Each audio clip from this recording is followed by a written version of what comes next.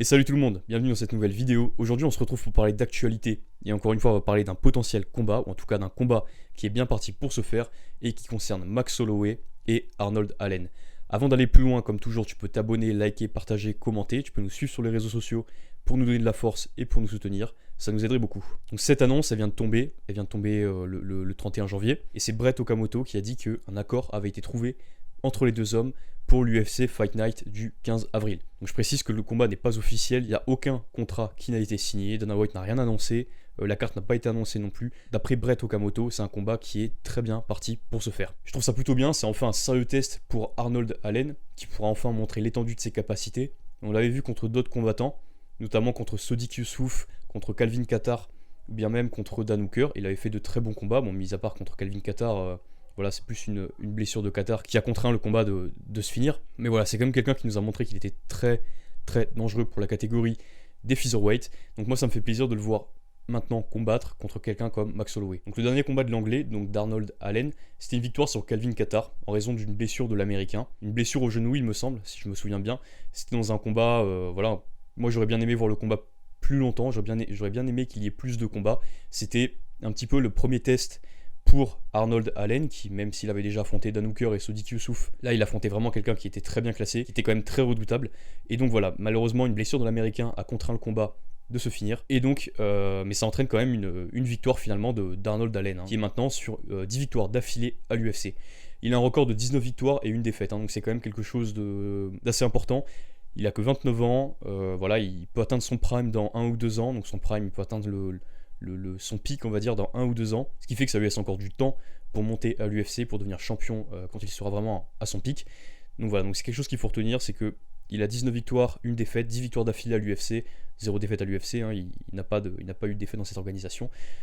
Donc voilà, donc c'est positif pour lui. C'est un combattant vraiment redoutable, c'est un sérieux adversaire pour Max Holloway, je pense, parce qu'il a quand même un très bon striking, il a un grappling efficace, et surtout en fait, il est quand même très puissant.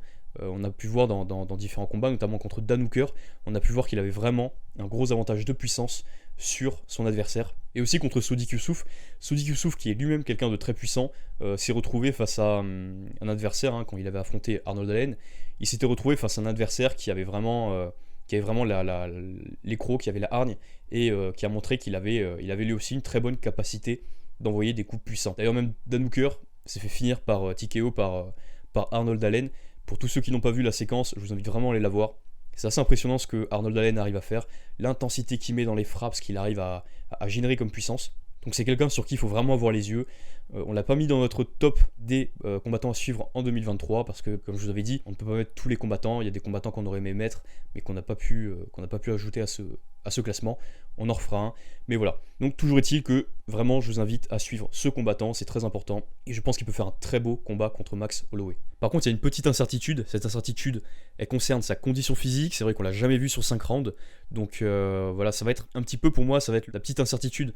Finalement, contre Calvin Kattar, il aurait pu nous montrer un peu plus ses aptitudes, surtout que Calvin Kattar est quelqu'un pour le coup qui n'a pas de mal à faire les 5 rounds, qui n'a pas de mal à faire les 25 minutes, et donc ça aurait été intéressant de le voir boxer contre lui, de le voir combattre contre Calvin Kattar plus longtemps, pour voir un petit peu s'il avait les aptitudes pour aller chercher une ceinture pendant 25 minutes. Le champion c'est quand même Volkanovski. Volkanovski, on a bien vu contre Holloway que voilà, lui 25 minutes il peut les faire toujours à la même intensité, il a vraiment pas de souci de cardio, une excellente condition physique, tout comme Max Holloway d'ailleurs. Donc là, ça va être le gros test pour Arnold Allen. Max Holloway, quant à lui, son dernier combat, c'était contre Alexander Volkanovski, justement, contre le champion. C'était leur 3e combat. Le premier combat s'était soldé par la victoire de Volkanovski, il avait pris la ceinture. Le deuxième combat, un peu controversé, Volkanovski a gardé sa ceinture. Et le 3e combat qui a eu lieu il n'y a pas longtemps, Volkanovski a encore une fois gardé sa ceinture. Donc il y a eu 3 combats puisque le deuxième était controversé. Et c'était d'ailleurs une totale domination de la part de Volkanovski dans leur 3e combat, qui a vraiment dominé Max Holloway pendant 25 minutes. Il lui a vraiment mis le visage en sang, mais c'était quand même une performance assez impressionnante. Mais avant ça, quand même, Max Holloway il avait fait 2 bonnes perfs, et notamment contre Calvin Kattar, qui n'a rien pu faire du combat, il a vraiment rien pu faire. Dans les dernières minutes du combat, moi j'ai vraiment pensé qu'il fallait arrêter le combat. Je pense que l'arbitre aurait pu interrompre l'opposition, ça ne m'aurait pas choqué, et même j'aurais trouvé ça plutôt raisonnable. Mais voilà, Calvin Kattar a encaissé, il a pris énormément de frappes, il a mis du temps d'ailleurs à revenir, ce qui est normal vu tout ce qu'il a pris. Et c'était donc une très grosse performance de la part de Max Holloway. Et juste après ça, enfin juste après, après ce combat-là, il a fait un combat contre Yair Rodriguez, un combat qui moi, m'a fortement surpris pour le niveau de Yair Rodriguez. Je ne l'attendais pas aussi bon, je ne l'attendais pas aussi puissant sur ses kicks, je ne l'attendais pas aussi bon en boxe anglaise. Moi, il m'a vraiment surpris. Je savais qu'il avait un gros niveau, il avait fait de beaux combats, mais de là à ce qu'il ait ce niveau, moi, ça m'a choqué. Ça m'a vraiment choqué.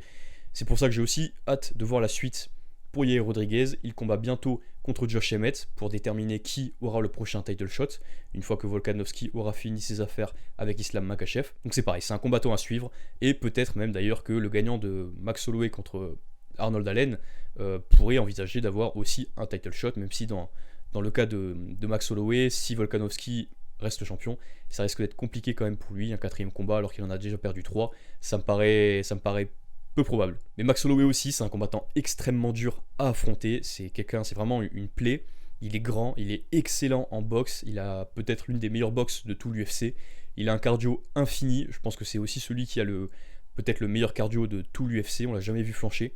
Il a toujours fait des 15 minutes ou des 25 minutes à pleine intensité.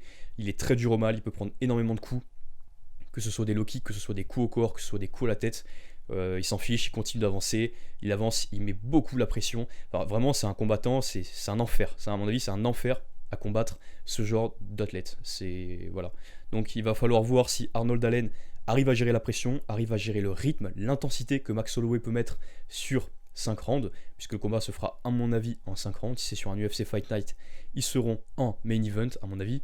Et donc voilà, il faudra voir si Arnold Allen arrive à gérer la boxe impeccable de Max Holloway. Pour moi, en fait, je pense qu'il n'y arrivera pas, Arnold Allen. Je pense vraiment que Max Holloway remportera le combat par décision, avec un gros volume de frappes, et surtout des variations de niveau concernant les frappes. Je pense qu'il va vraiment s'amuser à enchaîner les frappes au corps et les frappes au visage pour essayer de casser le rythme de Arnold Allen. En tout cas, c'est ce que je pense serait peut-être le plus judicieux. C'est essayer de casser le rythme d'Arnold Allen pour vraiment le forcer à se fatiguer dans les 3 premiers rounds. Dans les 2 premiers rounds, idéalement, hein, c'est l'idéal. Et ensuite, chercher soit la victoire par décision en 5 rounds, soit chercher la victoire par KO ou TKO dans la suite des rounds, puisque Arnold Allen serait fatigué des frappes au corps et des frappes au visage.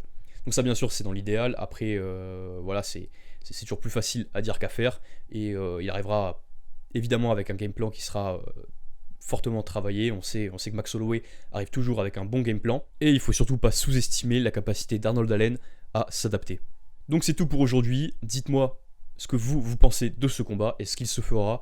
Et s'il se fait, qui vous verrez gagner? Donnez-moi votre pronostic. Est-ce que Max Holloway l'emportera par décision? Est-ce qu'il l'emportera par TKO, par KO, ou peut-être même par soumission, soyons fous? Ou est-ce que Arnold Allen a vraiment ses chances et peut vraiment créer la surprise, peut créer l'upset, comme disent un peu les Américains, et si il peut remporter ce combat et se placer comme un contender sérieux pour le titre des featherweight? Donc dites-moi ça en commentaire et je vous répondrai avec plaisir.